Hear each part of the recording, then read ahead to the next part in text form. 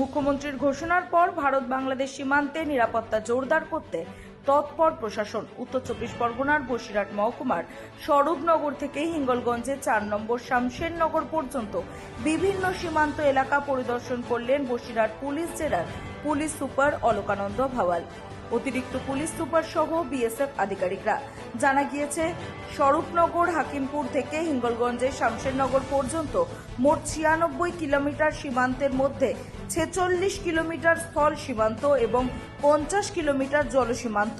এর মধ্যে স্বরূপনগর, তারালি ও নিত্যানন্দ কাঠি এলাকায় প্রায় 20 কিলোমিটার সীমান্ত এখনো কাঁটাতারবিহীন থাকায় তা প্রশাসনের কাছে অত্যন্ত স্পর্শকাতর।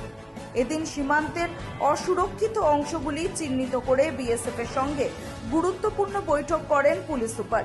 সীমান্তে নজরদারি আরও বাড়াতে একাধিক বিষয় নিয়ে আলোচনা হয়েছে বলে সূত্রের খবর। ব্যুরো রিপোর্ট, রাত দিন নিউজ নেটওয়ার্ক।